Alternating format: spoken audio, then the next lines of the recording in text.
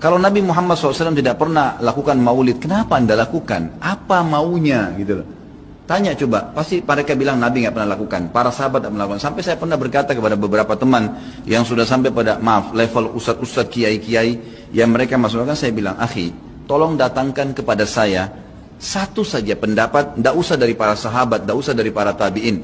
4 orang imam saja, Imam Ahmad, Imam Malik, Imam Syafi'i, Imam Abu Hanifah, ada enggak? Satu saja statement mereka yang suruh buat maulid, coba datangkan kepada saya. Tidak pernah ada, satu pun tidak ada statement mereka. Dan itu muncul justru setelah mereka meninggal. Imam Abu Hanifah meninggal tahun 150 Hijriah, Imam Malik meninggal 179 Hijriah, Imam Syafi'i meninggal 204, Imam Ahmad meninggal 240 Hijriah.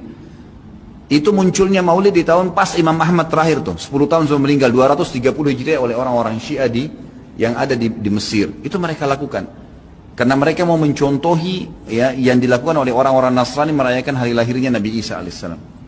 Banyak orang bilang ini kan cuma untuk syiar. Syiar akhi, sampaikan sejarah Nabi Muhammad SAW.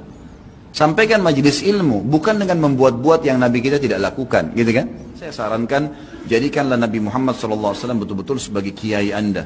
Kalau mau kerjakan sesuatu, tanya, Nabi Muhammad SAW kerjain nggak? Kalau enggak, cukup. Kita nggak lebih pintar dari Nabi SAW, teman-teman. Dan boleh diutus untuk dicontohi.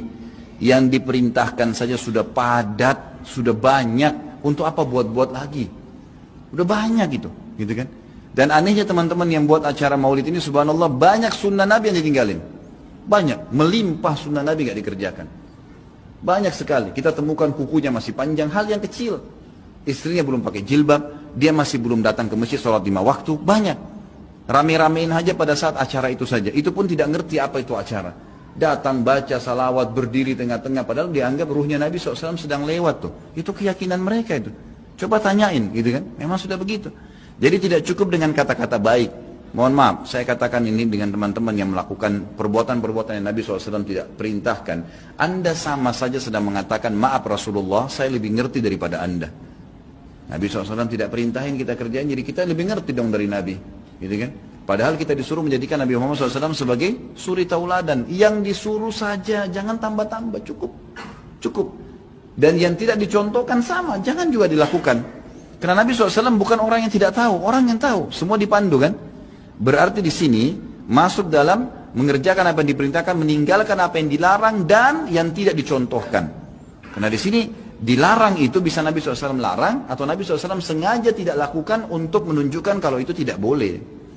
Kan seperti itu. Semoga Allah berikan hidayah.